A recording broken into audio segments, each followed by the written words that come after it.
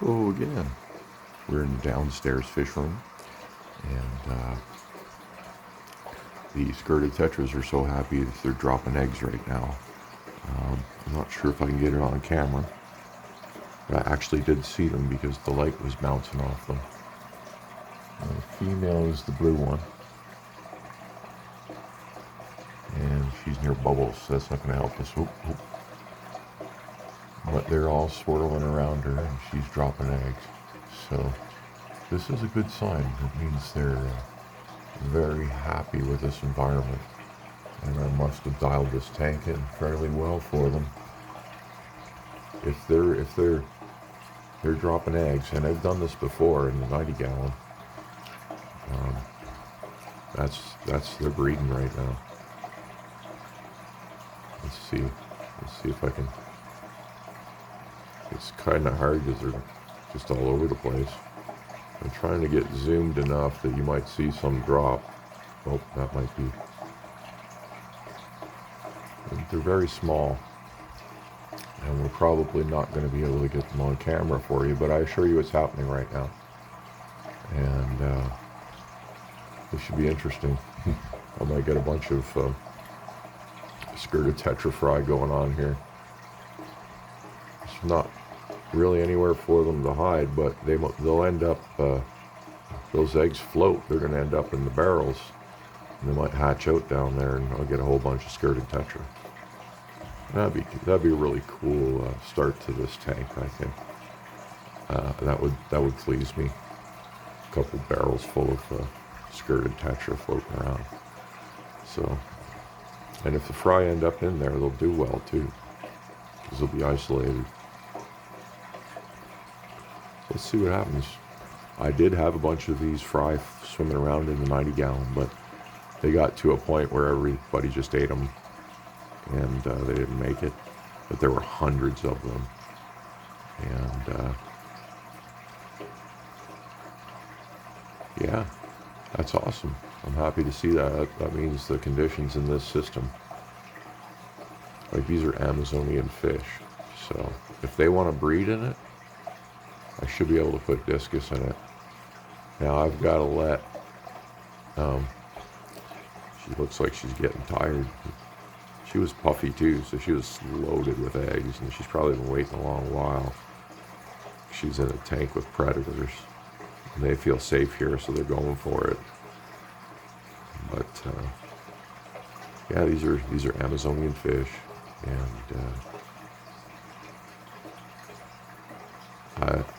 I've got things just the way they want it, and they're breeding.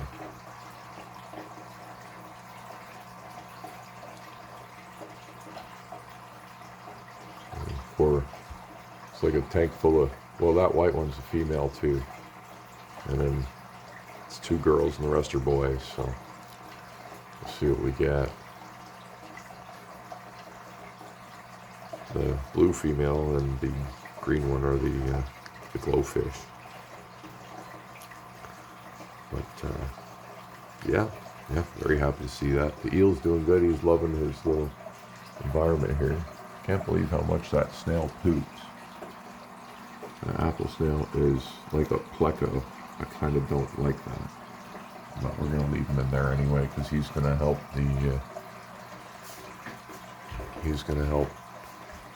the beneficial bacteria build, which I've added to the system. Small amounts over the last 2 weeks, just a little here, a little there, a little ghost feeding in the barrels. And now we're here, and these fish are pleased with their conditions to the point they're breeding. And they're the first fish in the tank, so I think we're on track here. I thought it wouldn't cycle. I thought I would wake up and see green, but there's so much water going. It's just going to chew up these little fish like nothing, like they're not even there. And it's good news. It's good news. I went hard on the algae because it was building up, if you saw yesterday's video. And like I said, I did full maintenance on all tanks. So, because this whitey always gets washed out and bring down the brightness.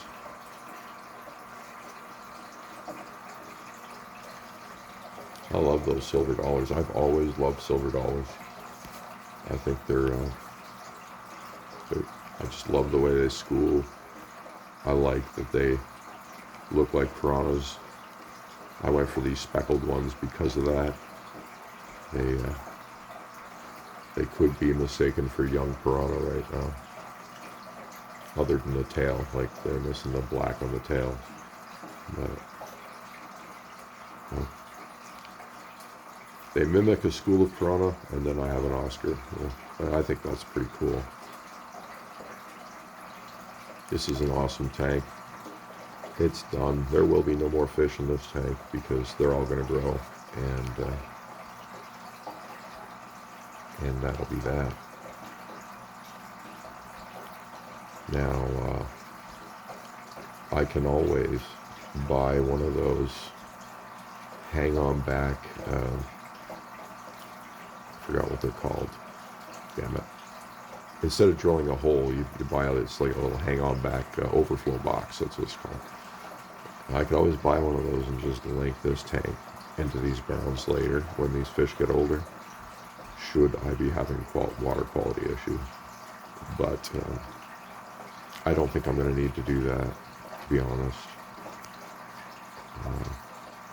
One Oscar and a 65 with a couple other fish should be fine. I shouldn't have any trouble. I'll gravel vac them once a week, and give them a decent water change. Everything should be just fine. Those filters are rocking it, and they've already got a UV unit as well. So I don't know if I can get bulbs for this though, but it's working for now. And if I can't get bulbs, I'll upgrade it to a bigger unit. But I'm really enjoying how the fish room has come along. It's, I don't know, we got things lights off so you can see better, the tank's better, but I need a better light for the bottom tank, but that's not a priority. Yeah, we'll throw on the room light here. Of course, the iridescent light is gonna flash. So it's an old light bulb and it doesn't wake up right away. But there we are. I'm gonna be putting one of these probably here, and it's gonna show us the barrel temperatures. And then I got to get another one on this tank, probably on that leg, because I don't have,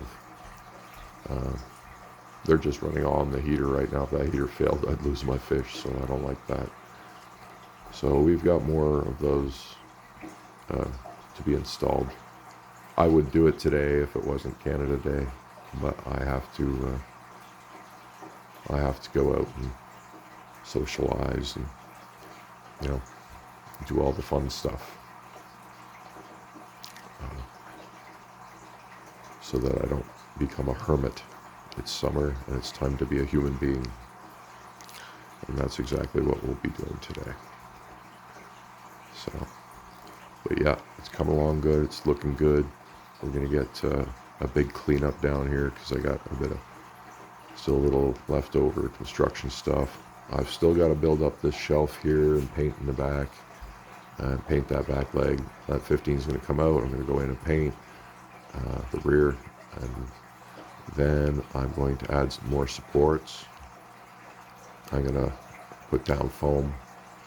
I'm going to drop the 30-gallon here, and I believe, I haven't measured it yet, but just by looking at it, I think I can drop the 30-gallon and still have enough room for the 15 beside it. So it'll be, 30-gallon breeder, 15-gallon hospital tank, 2 75 gallons, 65 gallon, 75 gallons are linked into 2 55-gallon barrels, continuous flow, the flow rate between all of these is 430 gallons an hour.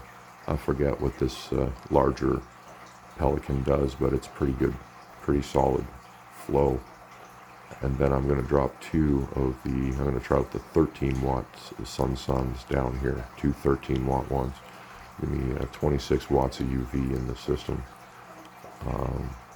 And considering these will be filled with biomedia, I don't think I need to go overboard on the UV. It'll be around 170 to 180 gallons worth of UV, the 213 watts. And I definitely have more than that. So I got like 260 to 265 gallons running here.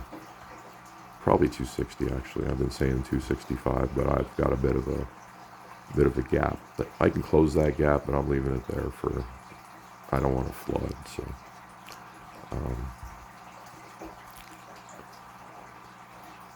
But it's been stable. I could fill it right up, but if the power went out, it would look prettier if I filled it up. If the power went out, it would not be pretty, right? So, and like I said, I could chop off the intake a little shorter and bring it up about an inch.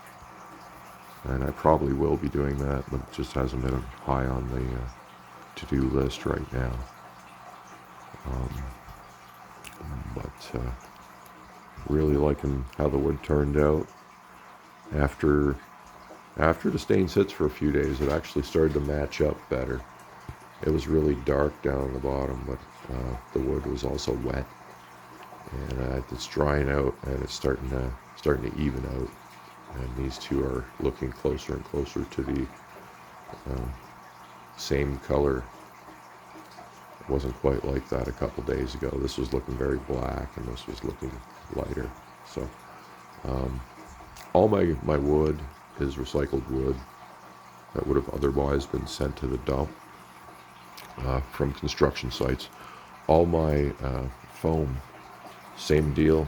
It was scrap left over, and my son just gets his mitts on all this stuff. I mentioned I need something. The boy finds it within 48 hours for free, because just through his work, And all the wood like that, even this steel, it's a steel forklift rack, same thing. He's all over the place. He's a very busy man, and he's doing a lot of work with contractors, and there's always stuff going. They're just throwing out. One business closes, another business opens. They're renovating, and the old stuff just gets tossed.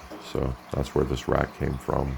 Free, everything, the wood, just leftovers that were, cuts they didn't use, or like this wood here on the top, a nice long run, right? But then it's warped, so they didn't use it.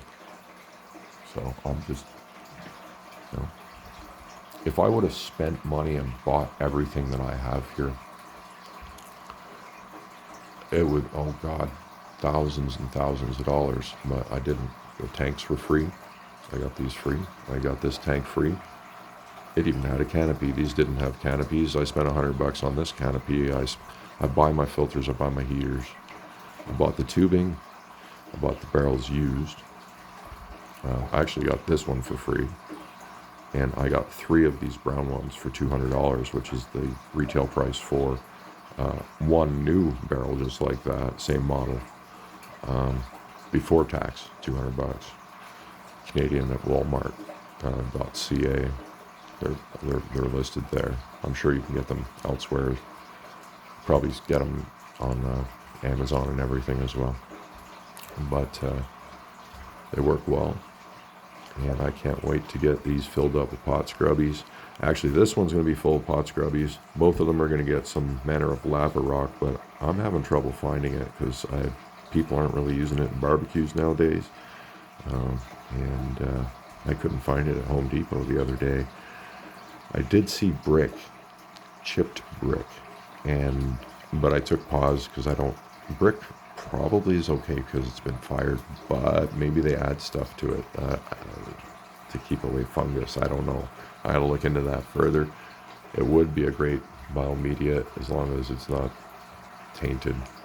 If anyone knows about chipped brick and whether or not it's safe, red brick. It's red brick, and it's basically just been crushed into little pieces like this, little chunks. And I can get that easily. And if it's safe, I will load the bottoms of these up with that. This one's going to get like probably about $150 a pot scrubbies. This one, okay, I've got a plexi cover on it. I'm gonna add some pieces just to close it up a little. I'm gonna get a stick-on LED light that grows plants, sort of an aquarium one, much like the one I have in the 30-gallon upstairs. I'm gonna stick it on there with the suction cups, and then I'm gonna put floating plants into this barrel. So this barrel will be pot scrubbies. This barrel will be lit on a 24-hour light time, or a 12-hour light timer that turns on at night when my tanks are off to supply oxygen to the system. I might even just leave lights on 24/7 actually in this barrel. That's probably what I'm going to do, because I'd rather not have like at nighttime plants produce CO2. So if I get a big mess of plants in there and I turn the lights off, there'll be CO2 production and oxygen deprivation in the system. There's so much water, it shouldn't happen.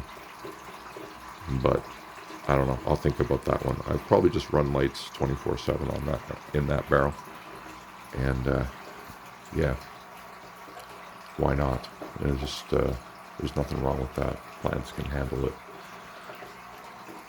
This is lights off because when I film, and the light I have under here is temporary for now. It's way too bright.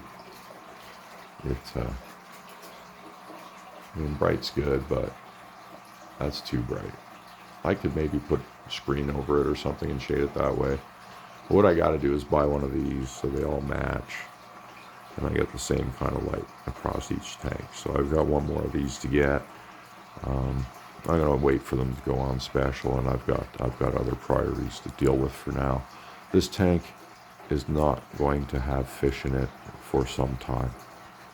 This tank needs to be populated first, and we're talking about discus here, so you know, $80 a fish. It's not happening overnight, let me tell you. At the same time, you might be asking yourself, Discus North, my name is Sean. Sean, why? Why do you want so many discus? Here is why I'm pushing my discus population. For every 10 discus, statistically, my research indicates, for every 10 discus you have, you might, or you're likely to, not guaranteed, but likely to get one pair for every 10 discus you own. And I'm trying to get them to breed. I want to build a breeding program. I need big tanks and water volumes because I'm going to be housing larger populations. So right now I have 2 egg-laying females. One of them seems to be good at it, and she picks a male and they go through the routine properly, but her males are too young, and the process isn't getting completed because my fish are not even 15 months old yet. My oldest fish are creeping up on maybe 13, 14-month range, and I only got 3 of those, and everyone else is like 6 months behind those. So that's why I've stopped trying to even put them in breeding tanks. The Scheller Aquatics guy told me don't even bother till they exceed, as in pass, the 15-month range. It's just not going to work out. So it's nice to have advice like that to tap into. His channel is great. Do check it out. But yeah, he knows what he's doing. He's got like 35 years experience. I got none, right? So you got to bow to a guy when he tells you, hey bud, slow down. you're wasting your time with this sticking them in tanks effort. And that's exactly what I've done. I'm just letting them be fish and letting them grow and let them be happy in the main tank. I dropped in the neons and the rummy nose because it'll discourage breeding, and I'm just going to grow them. The neons and runny nose will later come up into this tank with the younger discus, and because younger discus fight more, when you have other fish present, it helps sort that out. This, when breeding starts occurring, I'll be dropping 5 week or probably month-old discus. I think you separate them around 3-4 weeks because they start to overwhelm the parents.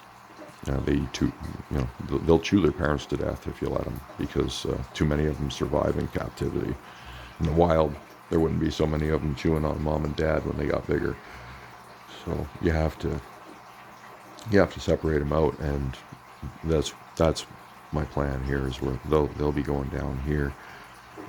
That'll be the first grow out tank, and that will be from 1 to 4 inch discus down here, 4 inch to, or we'll say 1 to 3 inch, 3 to 6 inch here, and then when they start getting bigger than that, they're going to go upstairs to the adult tank, and then in the adult tank, the fish will pair off, and then the pairs will get moved into breeding tanks, 3 of which I have right now. And I need some more 30-gallon talls. I don't want 30-gallon longs. You can get 30-gallon talls, and at least 2 more. So I have 5 available breeding stations total, and that's where we're going. That's where we're going with it. Sorry, every now and then you'll see my dryer, but I'll try to leave it out of the camera. It's just a good spot for it right now.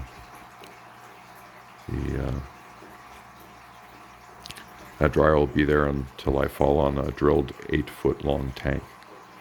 And when that day comes, and I'm praying to the free tank gods to bring it to me, the 75 drilled will come out, and the 8-foot long drilled tank will go there. And that will be a sight to behold. But for now, I'm very happy with this, and I'm in no rush. I'm not even looking. I'm happy with what I have. But I'm sure the future may bring me an 8-foot tank. 8 foot and this tall, because I only have so much clearance. So I can't get a really tall 8-foot tank. It's got to be, I don't even know how many gallons that would be, 8 foot tall. I forget the inches here. 75 gallon height, instead of like 90 gallon height, for example. 90 gallon would not go up here. I'd be too close to this. It would fit, but I'd be kissing the ceiling, and I wouldn't be able to do maintenance. So I have limitations. But it'd be scary even trying to get an 8-foot tank down my basement stairs, to be honest. I might only be able to do a 6 in this house. Because it's old and it's built weird. Twists and turns and such. So, but we do have high ceilings, which might mean I could squeeze an 8-foot down here. So I'd have to do a lot of measuring and make sure, but it would fit on that rack, and the rack would support it. I just have to add more wood to support it. Wood, bah. Anyhow, I've kept you long enough. Wow, it's a long video. But I have a lot of plans, and it keeps me excited. Wakes me up at 5:30 every day, and I love it. Happy July 1st for our American friends on July 4th. Happy July 4th. And may you all drink responsibly and have a safe and happy holiday. Ciao for now.